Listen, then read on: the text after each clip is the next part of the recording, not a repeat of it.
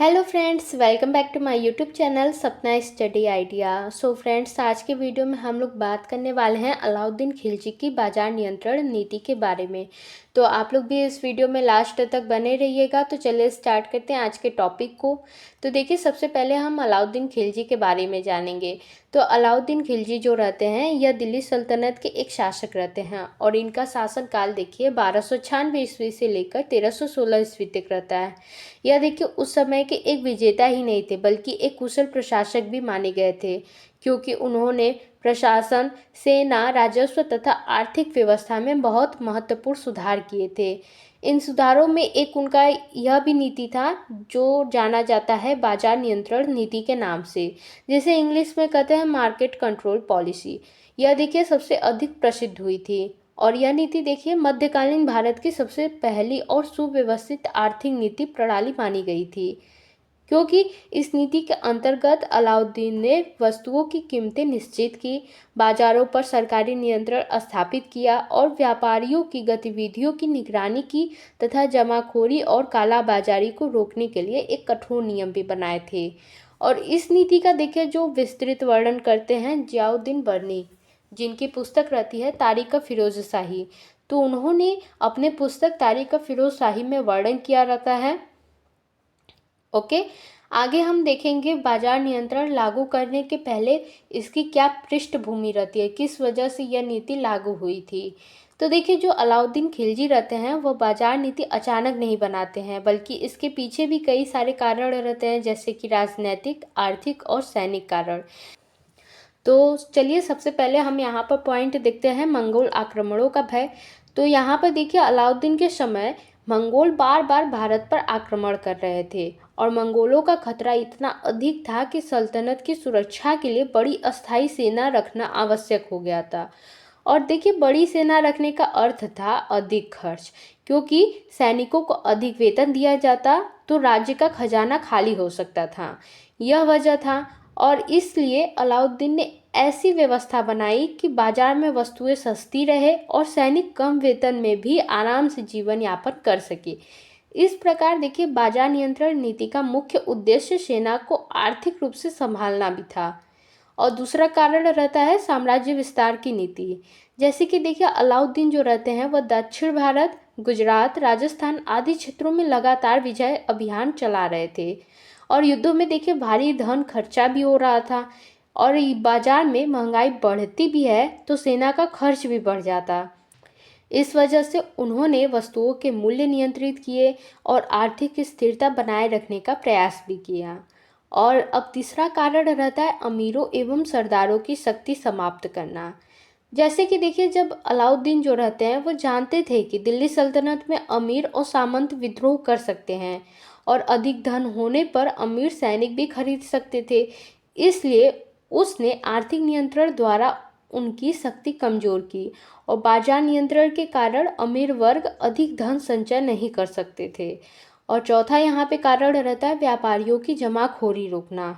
उस समय व्यापारी क्या करते थे कि अक्सर वस्तुओं को रोक कर रखते थे और कृत्रिम महंगाई उत्पन्न करते थे, जैसे अनाजों को छिपा कर रखते थे, अधिक कीमत पर बेचते थे और अकाल के समय वस्तुओं की कीमत भी बढ़ा देते थे।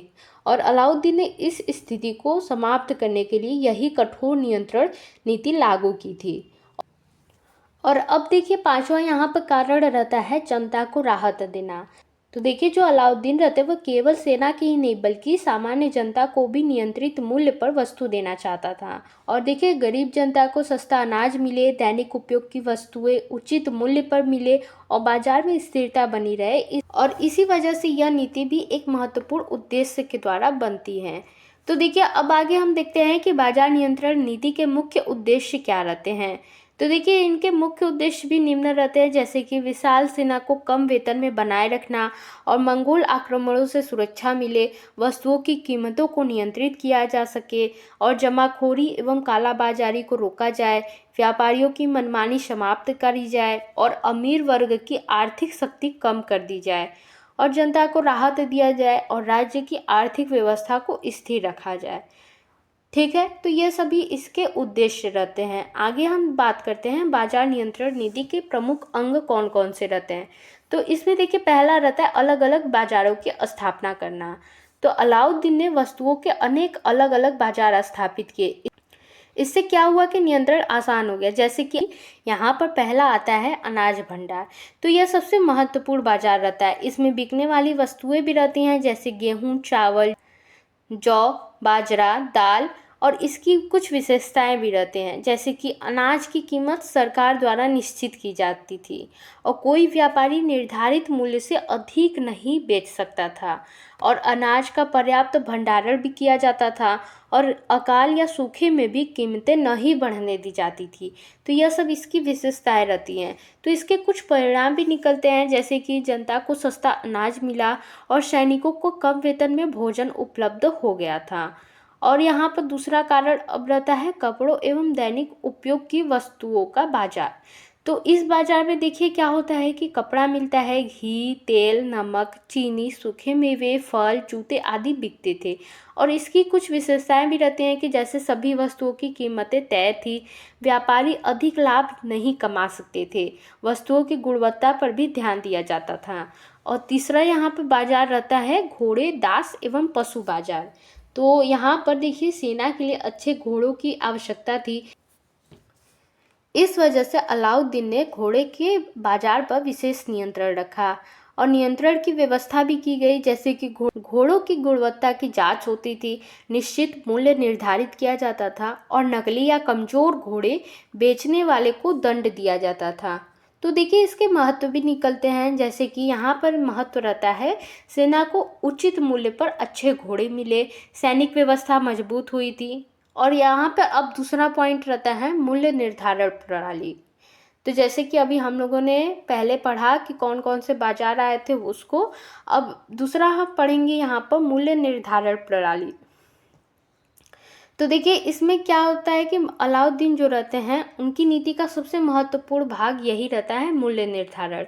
इसके कुछ बातें रहती हैं, जैसे कि प्रत्येक वस्तुओं का मूल्य सरकार तय करती थी, व्यापारी निर्धारित मूल्य से अधिक न बेच सके इसका भी ध्यान रखा जाता था, और मूल्य सूची बाजारों में उपलब्ध रहती थी। जैसे कि वस्तुएं निश्चित मूल्य पर, गेहूं निश्चित कम दर पर, और जौ जो रहता था सरकारी दर पर, घी नियंत्रित मूल्य पर मिलता था, और जो कपड़ा है गुणवत्ता अनुसार निश्चित मूल्य पर दिया जाता था। अब यहाँ पर तीसरा हम देखते हैं दीवान और रियासत की स्थापना। तो इस नीति के अंतर्गत तीसरा पॉइंट यहाँ पर रहता है दीवान और रियासत की स्थापना। तो अलाउद्दीन ने बाजार नियंत्रण के लिए एक विशेष विभाग भी बनाया था, जिसे देखिए कहा जाता था दीवान और रियासत। तो इसके कार्य रहते थे बाजारों की निगरानी करना, मूल्य नियंत्रण लागू करना, और व्यापारियों का पंजीकरण करना, और अधिकारियों की नियुक्ति के लिए नियम तोड़ने वालों को दंडित करना। यह विभाग देखिए सीधे सुल्तान के नियंत्रण में कार्य करता था। और अब यहाँ पे चौथा रहता है सहना ए मंडी की नियुक्ति। तो देखिए यह बाजार का मुख्य अधिकारी होता था। इसके कार्य रहते थे बाजार को निरीक्षण करना, वस्तुओं के मूल्य की जांच करना, व्यापारियों की गतिविधियों पर निगरानी करना, और कालाबाजारी को रोकना और दंड देना। और देखिए जो सहना ए मंडी है यह बहुत ही शक्तिशाली अधिकारी माना जाता था। और पांचवा इस नीति के अंतर्गत आता है गुप्तचर व्यवस्था। तो अलाउद्दीन की गुप्तचर प्रणाली भी अत्यंत मजबूत थी। जैसे कि इसके कुछ विशेषताएं रहते हैं कि गुप्तचर बाजारों में घूमते रहते थे, वे सीधे सुल्तान को रिपोर्ट देते थे। अधिकारी भी गुप्तचरों के भय से भ्रष्टाचार नहीं कर पाते थे, और इसके उद्देश्य भी कुछ रहते हैं, जैसे कि भ्रष्टाचार को रोकना, बाजार व्यवस्था बनाए रखना, और व्यापारियों की धोखाधड़ी पकड़ना। अब इस नीति के अंतर्गत छठवां रहता है व्यापारियों का पंजीकरण। तो देखिए यहाँ पर सभी व्यापारियों को सरकार के पास अपना नाम दर्ज कराना पड़ता था। इसके कुछ नियम भी रहते थे, जैसे कि बिना पंजीकरण व्यापार नहीं कर सकते थे, और व्यापारी सरकार के नियमों का पालन करने के लिए भी बाध्य रहते थे। इसके कुछ लाभ थे, जैसे कि सरकार को व्यापारियों पर सीधा नियंत्रण मिलता था। अब यहाँ पर सातवां पॉइंट रहता है जमाखोरी एवं कालाबाजारी पर रोक। तो समझते हैं पहले कि जमाखोरी क्या रहता है। तो देखिए इसका अर्थ होता है कि जब व्यापारी वस्तुएं छिपा कर कृत्रिम कमी पैदा करते हैं। तो अलाउद्दीन ने इसे गंभीर अपराध माना था। इसके कुछ उपाय रहते हैं, जैसे कि माल छिपाने पर दंड दिया जाता था और गोदामों की जांच की जाती थी और बाजार निरीक्षण किया जाता था। अब इस नीति के अंतर्गत 8वां पॉइंट रहता है सरकारी भंडार व्यवस्था।